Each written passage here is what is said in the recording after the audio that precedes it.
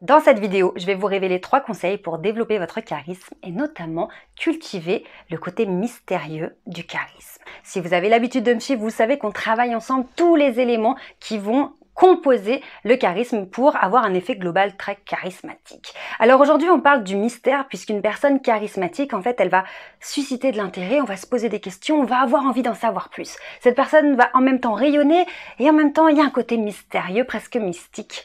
Donc aujourd'hui, on apprend ensemble à cultiver ce charisme.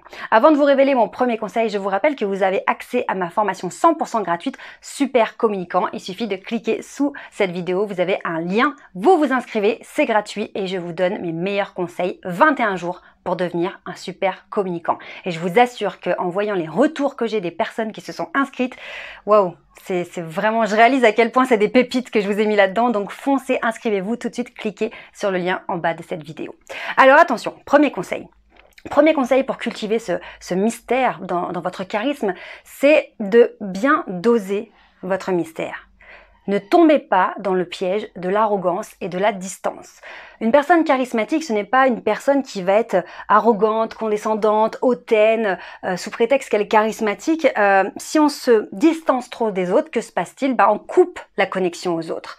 Et finalement, ça va être l'effet inverse, on va perdre l'intérêt parce que la personne est tellement dans sa bulle, tellement, elle se met tellement au-dessus des autres que finalement, pouf, ça retombe comme vraiment, pouf, ça retombe comme un soufflé. Parce que finalement, on se dit, à quoi bon? À quoi bon si la personne ne donne absolument rien d'elle, qu'elle ne s'intéresse pas du tout aux autres bon, elle est peut-être impressionnante au départ, mais au final, pas intéressant. Donc, premier conseil, je cultive un certain mystère, mais je ne tombe surtout pas dans la distance et l'erreur serait de s'envelopper dans un ego en fait qui nous protège. L'ego c'est quoi? J'ai fait une vidéo d'ailleurs là-dessus, allez la voir si ça vous intéresse. L'ego c'est quelle est ma représentation de moi-même, quelle est l'image que j'ai de moi et si je me protège trop des autres, je me distance trop sous prétexte d'être mystérieux, charismatique, eh bien je perds la connexion aux autres et donc ça marche pas. Donc, premier conseil, attention, je cultive du mystère, mais je ne tombe pas dans la distance, l'arrogance. Je dois mesurer en fait ma connexion aux autres. Ne pas tout donner, on l'a compris dans cette vidéo. Je dois cultiver un petit mystère pour avoir ce charisme, mais attention à ne pas trop faire de mystère, sinon ça marche pas. Deuxième conseil, très important. Lorsque il y a des échanges avec plusieurs personnes, attendez avant de parler, avant de donner votre avis. Ne vous précipitez pas, ne soyez pas dans les premières personnes qui donnent leur avis. Pourquoi?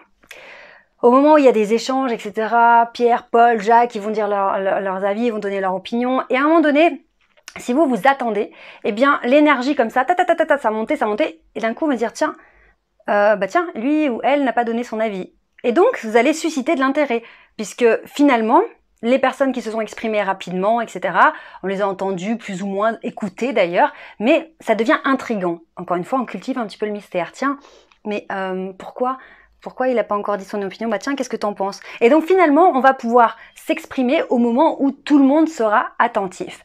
Encore une fois, attention, si vous ne donnez pas votre opinion, mais que tout le monde s'en fout, là aussi c'est un problème, hein, on va pas se mentir. Si vous attendez en mode charismatique, ok, j'attends que tout le monde ait parlé pour donner mon opinion, mais que personne me demande mon avis et que tout le monde s'en fout, là ça ne marche pas. Que faut-il faire? Eh bien là, il faudra prendre sa place au niveau physique, corporel. Si je suis tout petit, je prends pas de place, je me cache, je suis au fond de mon siège, presque on dirait que je suis en train de partir de la pièce, c'est clair que j'ai pas l'air investi, j'ai pas l'air d'être concernée. Donc on va pas forcément me demander mon avis, surtout si j'ai pas l'habitude de le donner. Maintenant, si autour de la table, j'ai les mains posées sur la table, j'ai une posture ouverte, ancrée, je regarde mes interlocuteurs et que je suis investie corporellement dans la conversation, je montre aux autres sur un plan physique, langage corporel que je suis là, je suis ancrée, je suis présent, je suis concernée, mais je ne parle pas tout de suite. Donc inconsciemment, ils vont sentir que vous êtes là, que vous avez quelque chose à dire, que vous avez une pensée dans votre tête à partager, mais vous ne la donnez pas tout de suite. Donc ils vont être curieux de savoir ce que vous pensez. Donc deuxième conseil, je ne me précipite pas pour donner mon avis, pour participer. J'attends un petit peu, que tout le monde se soit un petit peu emballé. Je reste présent corporellement pour montrer que je suis présent et que je veux intervenir. Et j'attends un petit peu que ça redescende. Et là, quand vous commencez à vous exprimer, quand tout le monde s'est un petit peu emballé, là, c'est la classe. Maintenant, troisième conseil, attention, super puissant. Je vous invite aussi à vous abonner à cette chaîne si tous ces sujets vous intéressent. Confiance en soi, estime de soi, mindset, langage corporel, prise de parole en public, charisme, leadership. Si tout ça, ça vous intéresse, abonnez-vous à la chaîne. Troisième conseil, super important, ne surréagissez pas. Ne soyez pas dans quelque chose où on sent que vous perdez le contrôle, que vous faites embarquer par vos émotions. Oui, certaines fois, on peut avoir un sentiment d'injustice, de colère ou d'enthousiasme, des émotions qui sont très très fortes et parfois on se laisse embarquer par ces émotions. Quand on se laisse embarquer par ces émotions, que se passe-t-il? Les autres sentent qu'on perd le contrôle.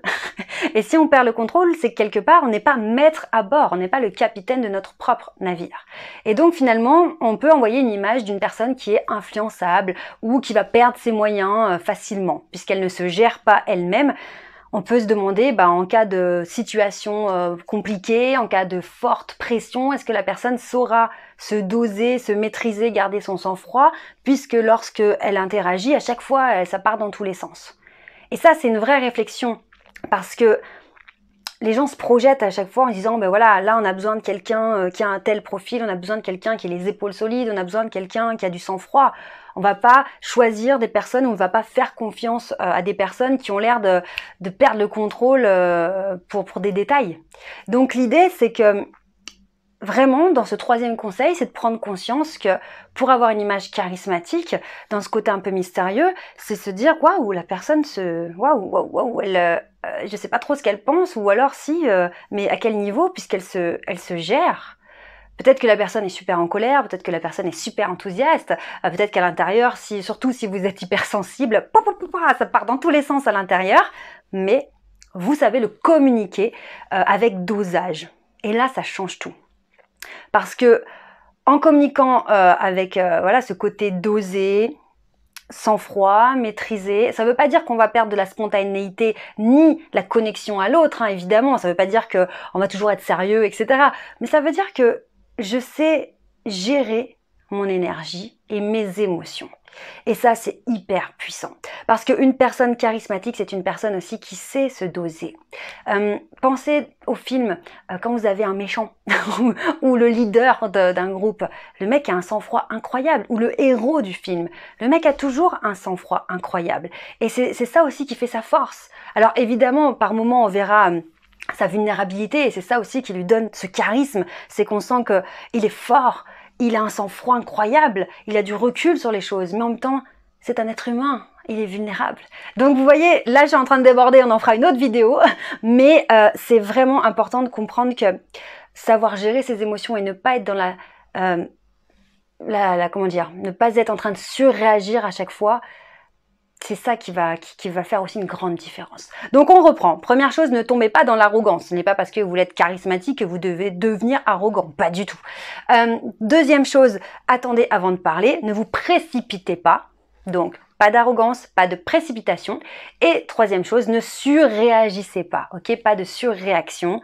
On se contrôle, on respire et on se dose. Voilà, donc vous pouvez dès à présent appliquer ces 3 conseils et je vous retrouve très vite. Abonnez-vous à la chaîne, je vous embrasse très très fort et n'oubliez jamais, vous méritez de réussir.